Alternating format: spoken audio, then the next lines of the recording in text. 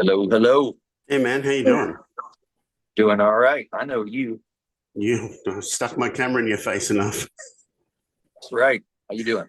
I'm good, man. How's the tour going? Good. It's just starting. We've got a week knocked out of it of 37 shows, so 30 to go. So Excellent. yeah, it's good. Everyone's still happy to be here. No one's going insane yet, so it's good. Perfect. Well, we're here to talk about Mid-Death Crisis. It's out April 25th. Hmm.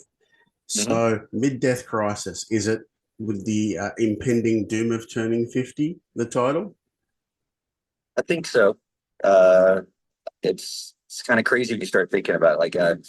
48 now, 49 this August, I'll be 50 next year. So the title is definitely a play on just life. I believed in the live fast, die young rock and roll lifestyle. I didn't never thought about getting to this age. So it's an interesting take on it. I thought I'd be one of those dudes who didn't make it out of my 20s, and here I am in my approaching 50 now. So yeah, I guess at this point all I could do is just laugh all the way to the grave. So that's what this title's about, and just sort of taking the piss, as they say.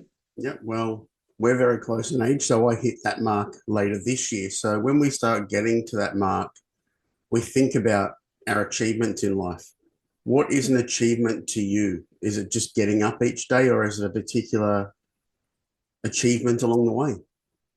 I mean, for my career wise, I mean, my achievement is just, I mean, being able to still do this, being able to go tour around the world and have people uh, that want to hear it. I mean, it's not this band isn't Guns N' Roses, it isn't Metallica, but I'm able to tour the world and go to places and have a unique fan base that knows what I do. So yeah, that's something that motivates me to get up and start my day, because I know I've got a appreciation out there of people that I'm a part of their lives. I mean, every day. I mean, there are people that listen to the music, and I'm a part of their everyday routine. So I don't try to be selfish with these days. I appreciate what I do, and I appreciate my fans listening to it.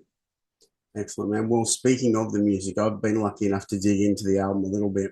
And we've talked many times, be it for albums or tours. The one thing, besides the fact I love all the songs because they've always just got your Wednesday stamp on them, is the way I put it. But the biggest difference in this album for me is the way the drums appear on the album. Were the Yeah. drums attacked differently in terms of production?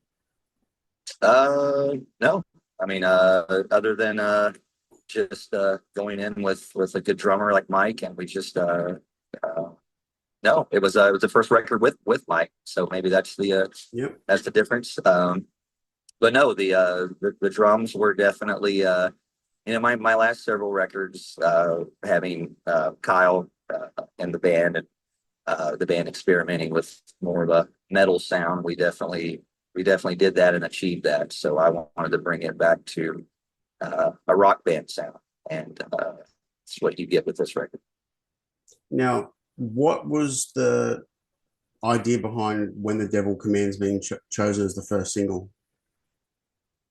It was my decision. The label didn't pick the singles. I picked all the singles, and I just, as difficult as it was, I didn't really know where to start this time. I didn't know. I like the last three songs on the record as much as I like the first three, and in between, the same thing. There's no favorite song of mine of this record. So I had to think like if I was the record company for myself, I thought, well, what's going to cater to Wednesday 13 fans, but also cater to people that maybe don't know who the band is, or don't know. I'm just trying to reach out to those people. And so Devil Commands, I think, suited that, what I was trying to achieve. It would fit for my fans, but it could also get some people that maybe never checked out the band before, would check it out. So the second single is more catered for my fans, and you'll see that right away with that video. Excellent. Well, like for me, Decapitation is just a standout on the album, and especially when you get into that nice little 60s style do up Yeah. call and response. I think that's just fantastic. Was that always in it from the get go, or you just found that No, space? no, that song was the happy surprise of the album. It was a song that I kind of the last minute decided to record because I had a couple tracks that I wanted just to be a uh,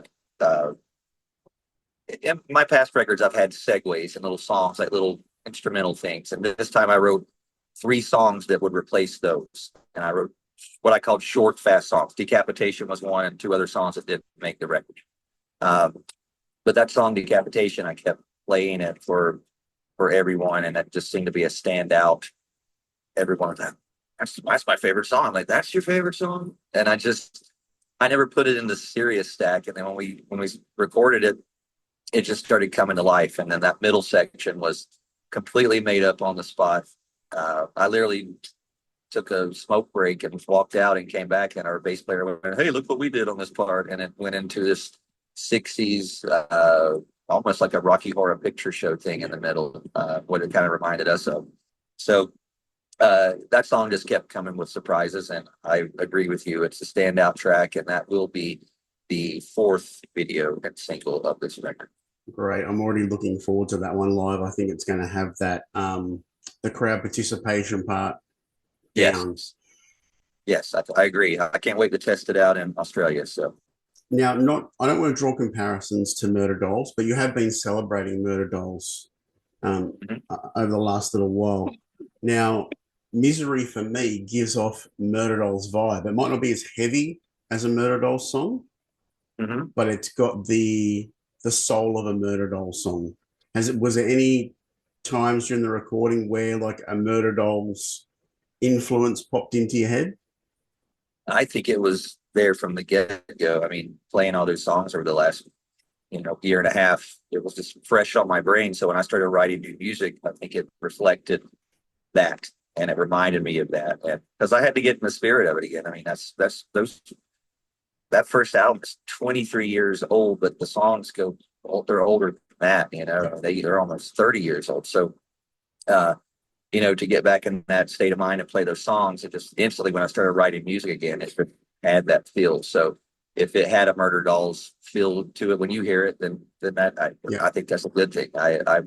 I wanted that, and that's why I went with it. And I think the next thing we do from here on out will probably it will continue more in that vibe. Now, you're always known for your stage shows, props, things like that. I'm just going to throw this out there. Bloodstorm, the start of that could be your I Love the Dead. I think. Oh yeah. I think we need to decapitate someone. I think it's the logical thing to do. Yes, there's plenty of ideas for the beginning of that song, but yeah, there's just that song in particular. That starts side 2 of the album. It was originally going to be the start of the record, so it's just got so much to do with that. So you could hear I can't wait to do that one live. Yeah. And I like the fact you said side 2. Yeah. It's just, as again, we're the same age, so we come from a time where albums had sides. So thanks for saying just side 2 made me happy. Yeah. Now, when you look at the album notes that the label sent, you've got a collaboration on this album. When it comes to choosing who you want to collaborate with, is it just like I love hanging out with that person, let's get them on the album? I mean, it's always different. I mean, for me, my collaborations have always been with my friends for the most part. And when we were recording this song "No Apologies" in the studio, our producer just said, "Hey, this has a Faster Pussycat kind of vibe to it." And I was like, "Yeah, I guess it does."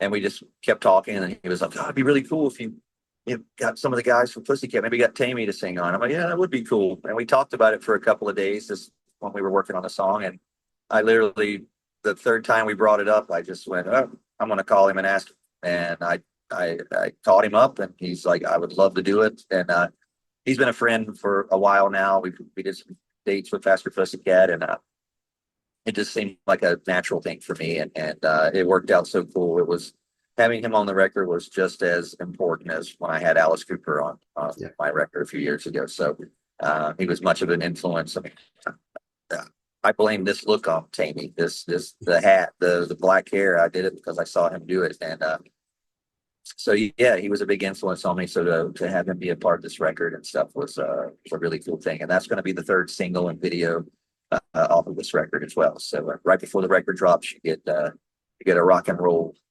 1, 2, 3. Now, we are both very, very tragic Kiss fans. Have you pitched Yeah. an idea to Gene to have him collaborate on a song yet? On who? Who? With Gene? No, not yet, not yet. But we'll see. There's more time on the clock for me. So I'd love to see you do a cover of Unholy. I would love to do it. That's one of my favorite, probably my favorite unmakeup Kiss album. Yep. There's your future collaboration. Unholy with Gene Simmons. That'd be killer. Yeah. Now, the Wednesday 13 band are known for their visuals. When you're touring in America, I'm sure you get some pretty interesting looks at truck stops along the way. Have you had any like interesting truck stop stories where you've like get in the van and run kind of thing? No, not for. I mean, we're on the bus right now. I mean, I'm literally in a parking lot right now, which is a pretty normal place. And I walked out and got an Uber earlier, looking like this, and I realized, oh, we're in Arizona. This is, in California and Hollywood and stuff. There are people like this. Isn't that odd? But I guess I kind of forget when I go to certain other places. Like today, when I was walking through the parking lot here, I was like, oh, I probably look like Willy Wonka walking through here. So yeah, but nothing too crazy. I mean, but I'm almost 50. This has been people staring at me. It's been a thing that's been happening since I was 15. I kind of don't even really pay attention to it anymore. The one thing I love about when you tour Australia, that's all I can speak of, is the time you take during your VIP meet and greets. Mm-hmm. It's not just a shake hand, quick photo, next. Now, like, you can't spend all day with your fans, but how important is that to you to actually take just an extra couple of minutes to engage? You must hear some great stuff. I mean, I don't have to try it just happens. I mean, when I talk to someone, I don't just go, hey, how you doing? And later, it's just I engage in conversation. Some of my fans are quiet, some are not. Some want to tell me everything as quick as they can, and I appreciate every level of it. It's a fun experience for them and for me. I don't get to normally talk to my fans all the time, so that's my one little chance. And if I can spend a few minutes speaking with them, that few minutes will last a lifetime. And it's just it's a good thing. I mean, I remember when I met my heroes, and they took 5 seconds to say hello to me and say more than hello, and well, your T-shirt was cool. And I go, no, you like my T-shirt? Remember that little things like that. It's not hard for me. I think the hardest part for me is to get me to shut up, because I want to talk to them too much, and I got to wrap it up, and I don't have the time to do it. So my fans are the reason I'm able to do this, and I never, ever take that for granted. Awesome. Now, because you have been celebrating the Murder Dolls, I don't know if I asked you this last time, but is there anything left in the archive that's unreleased? No. I mean, the only thing that I think that's recorded, and I don't really even know, I bet you there's a full drum track of it. I know Joey went in the studio one night, because we kept talking about, we wanted to record a cover of David Bowie, 5 years, from the opening song on the Ziggy Stardust record. That song was really important for us. We just really liked that song. We connected on it. And one night we were at the studio, and he's like, I want to go record it. And he went in the studio and like tracked the drums, just like he had his version in his head, the same way he had White Wedding. He did like that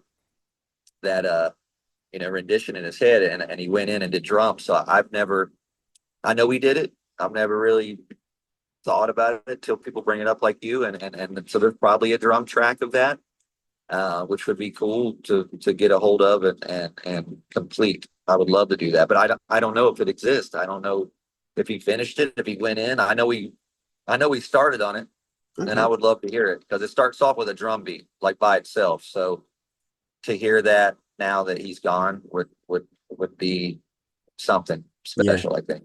absolutely. Now, you are no stranger to Australia and you're here quite often, but I'm going to ask, has the wheels started in motion to book some shows for the new album? Yes, already. We're just really trying to pinpoint the time. You're either going to see us in September Okay. or you're going to see us in January. So that's the time frame that we have for that. Australia is definitely high on my list. I mean, I consider it one of my top places to tour, and it's always one of my favorites. I get to play there almost every year for it's insane. Except for COVID, it was the only time I took a break from touring there. So uh, I can't wait to get back. The fans are just it's a different breed of fan there. Yeah. The Australia audience is something that I crave, and I'm very fortunate to have a dedicated fan base there. So people like yourself, thank you very much.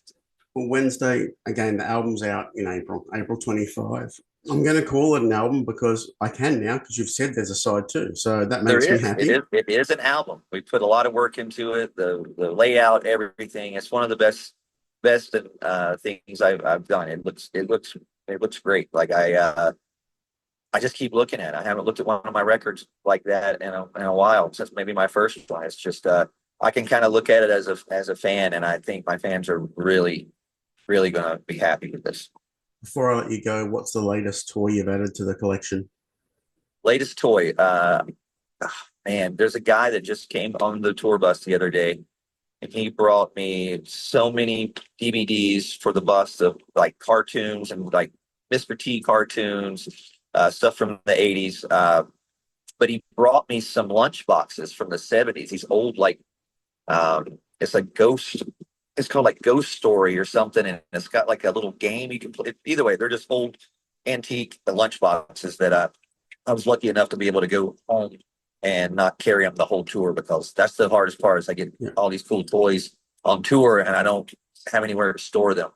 So I was able to go home and drop off a bunch of toys before I got home. So, and we literally have been on tour for a week. So I've got 5.5 more weeks of collecting. So I'm ready. Bring on the toys. I'm ready to accept these gifts. Everyone remember, Wednesday doesn't want to sleep in his bunk. He wants to fill it full of toys. Exactly. I got plenty of room. Bring them on. Awesome, man. I'll see you either later this year or early next year. Congrats on the album. I absolutely love it, man. It's a great collection. Thank you. Thank you. I'm very proud. I'm glad to hear you say you like it. So we'll see you later this year, dude. See you soon, man. Bye. All right, man. Thank you. All right. Bye-bye.